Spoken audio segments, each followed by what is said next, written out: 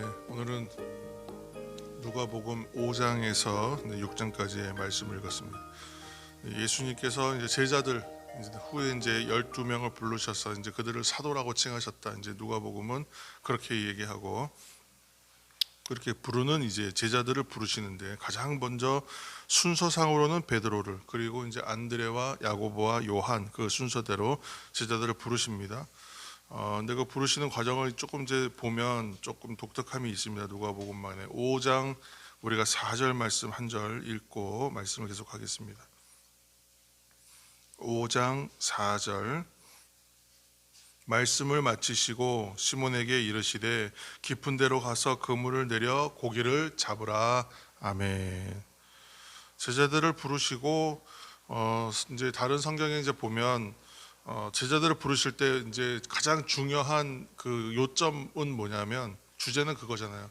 나를 따르라. 이제 이것이 이제 가장 중요한 포인트였다면 오늘 이제 누가복음에서 이제 우리가 읽어가는 가운데 발견하는 것은 베드로가 고기 잡는 이적을 통하여 제자를 부르시는 과정을 좀 다르게 보여줍니다. 그래서 밤새 고기를 잡지 못했던 베드로, 근데 예수님의 말씀에 순종하여 깊은 곳으로 이제 그물을 던지죠. 그래서 그물을 던졌을 때에 뭐 그 밤새 잡지 못하였던 것에 비해서는 도저히 상상할 수 없는 놀라운 기적적인 체험. 그러니까 고기를 뭐 엄청나게 많은 고기를 잡게 되는 기적을 경험하게 된다. 그리고 예수님은 그래서 이렇게 어부들 또 이제 마태를 포함한 세리 뭐 이런 사람들을 제자로 부르신다. 이제 이렇게 이제 그 기사가 전해지고 있는 것입니다. 다른 복음서는 다른 것은 말씀드린 대로 타복음서에서는 주님을 따르라 하는 부르심에 초점이 있는데 지금 이제 제자 잡으시는 장면은 깊은 데로 그물을 내리라. 그래서 고기를 잡는 기적 통해서 보여주시잖아요. 그래서 이것을 이제 뭐라고 우리가 보게 되냐면 이건 선교적 명령이 강하게 드러난다라고 보는 거예요. 선교적 명령이다. 그러니까 많은 사람들을 이렇게 돌아오게 할 것이다. 그렇게 지금 많은 사람들을 이제 그렇게 불러오게 될 것이다. 그렇게 기적을 통해서 강조하는 것이죠.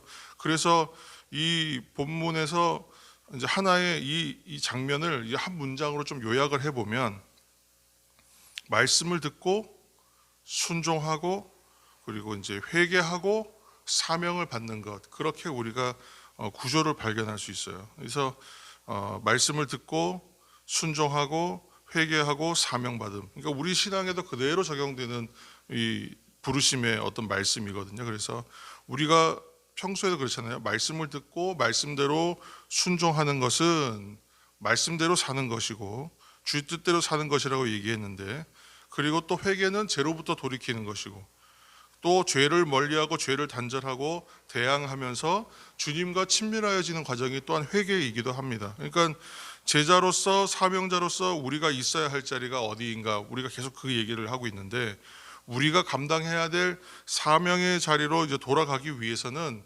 무엇이 있냐 하면 하나님의 말씀이 있고 그 말씀을 들어야 하고 말씀에 순종하여 말씀대로 살아가는 것, 그리고 신앙의 방향성은 결국은 뭐예요? 회개하고 죄의 방향에서 돌이켜서 하나님 쪽으로 나가는 것.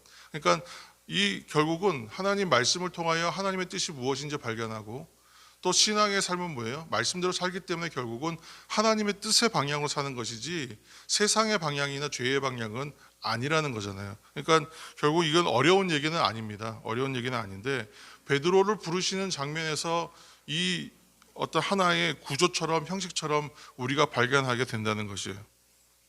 그러니까 오늘 우리들도 주님이 주시는 새로운 사명을 내가 받아야겠다, 아니면 내 삶에 주시는 사명이 무엇인지 내가 좀 깨달았으면 좋겠다, 잘 모르겠다, 그러면 어디로 가야 되겠어요? 결국은 말씀을 듣는 자리로 가는 것. 그래서 계속 하는 얘기는 뭐냐면 회개하면 내가 있어야 할 자리로 가게 된다. 회개는 내가 있을 자리에서 다시 출발하는 것이다. 그런 말씀을 드리는 것이고, 두 번째는 그 자리는 어디냐면 말씀을 듣는 자리다. 하나님의 말씀이 선포되는 자리, 말씀을 듣는 자리를 사모해야 하는 이유가 거기에 있어요. 그런데 사람들이 은혜를 크게 받고 싶어요. 하나님의 능력을 크게 받고 싶어요. 근데 그 사람들이 어디로 가냐 하면요, 특별한 능력이 있는 곳이라고 생각하는 것을 찾아다녀요. 근데 그것이 아니라 결국은 우리가 능력받는 자리, 회복하는 자리, 내가 있어야 할 자리는 어디냐면 말씀을 듣는 자리에서 시작한다는 거예요. 그리고 내 삶에서 문제점이 있다고 능력이 나타나지 않을 때는 내가 무엇과 연관되어 있는가를 살펴야 돼요. 하나님과 친밀한가 아니면 죄와 친밀한가. 그래서 우리가 주일 말씀에도 죄를 멀리하고 죄와 대항하고 죄와 분리된 삶, 죄로부터 멀리 떨어지는 삶, 그 죄에 대해서 우리가 예민하게 받아들이고 그 죄에 대해서 우리 삶에서 그것을 다 제외하기 위하여 애쓰는 삶으로 나아가야 된다고 하고 있는 것입니다. 그러므로 말씀과 기도의 중심을 두고 신앙생활 하라는 말은 그 말 자체가 진리라고 할 수 있습니다. 그래서 우리가 이 새벽도 말씀을 읽어가면서 신앙생활의 경건생활의 훈련들을 계속 쌓아가는 것은 참으로 바람직한 것입니다. 그래서 오늘 말씀에서 보는 것처럼 누가복음에 이제 그 메시지의 핵심이 있어요. 결국은 회개, 제사함, 그리고 복음 전하는 것. 이 세 가지가 가장 중요한 것이다라고 누가는 강조하고 있습니다. 베드로가 소명과 사명을 받는 장면들을 잘 한번 우리가 머릿속에 하나의 그림처럼 이미지처럼 장면을 좀 이렇게 정리했으면 좋겠습니다. 밤새 그물을 내렸어요. 고기를 잡지 못했어요. 그런데 그 베드로를 주목하고 계시는 분이 계셨는데 바로 그분이 예수님이셨다는 거예요. 그분이 그의 배에 굳이 그 배를 불러서 그 배에 타고 그 바다에 조금 이제 좀 떨어진 곳에 띄워놓고 그 배에 앉아 사람들에게 말씀을 전하시고 가르치셨습니다. 물론 베드로도 들었겠죠.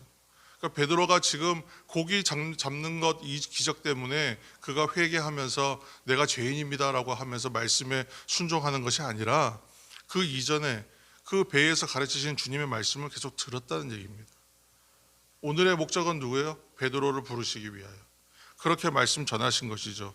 그 후에 베드로에게 깊은 곳에 가서 그물을 내리라고 얘기하세요. 근데 그곳에 그물 내리면 상식적으로는 고기가 안 잡혀야 됩니다. 그런데도 불구하고 이미 말씀을 듣고 말씀에 대하여 그 마음이 열려 있었기 때문에 그 말씀에 순종하여 그가 깊은 곳에 그물을 내립니다. 어부의 상식과 경험에는 맞지 않는 명령이었지만 말씀에 이미 그 마음이 열려 있었고 감동을 받았던 베드로가 순종하는 거예요. 그리고 나서 경험하는 것은 우리가 본 대로 그물이 찢어질 만큼 놀랍게도 많은 고기를 잡는 놀라운 경험을 그가 하게 됩니다. 그때 베드로에게서 어떠한 일이 일어나는가? 회개가 일어납니다. 은혜의 장면, 말씀을 듣고 순종하는 장면에서는 항상 은혜의 사건들이 벌어지고 은혜의 새로운 변화가 일어나요. 그것이 바로 회개로 나타났다는, 회개함으로 나오는 베드로에게 예수님께서 사명을 주세요. 그 무엇이냐면 영혼 구원의 사명, 사람을 낚는 어부가 되게 하는 사명입니다. 우리가 말씀 한 절만 더 읽겠습니다. 5장 38절 말씀입니다. 5장 38절입니다. 5장 38절 잘 아는 말씀입니다. 함께 읽겠습니다. 새 포도주는 새 부대에 넣어야 할 것이니라. 아멘.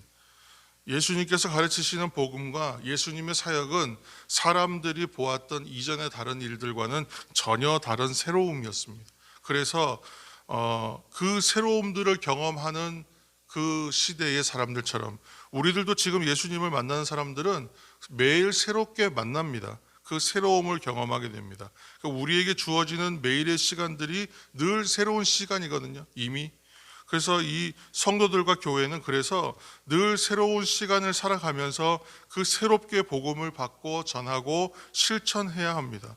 그래서 복음에 합당한 삶, 회개에 합당한 열매를 맺는 삶, 곧 그 삶은 바로 늘 새롭게 주시는 말씀, 그 복음을 듣고 순종하고 실천하고 복음을 전파하는 생활이 됩니다. 그러니까 그리스도인들은 그래서 멈출 수 없고 그래서 과거에 매이지 않습니다.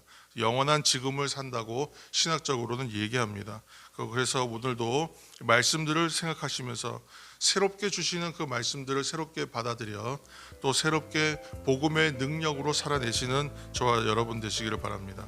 또한 영원한 지금을 늘 복음으로 살아가시기를 다시 한번 예수님의 이름으로 축복합니다. 오늘도 말씀을 생각하며 함께 기도하겠습니다.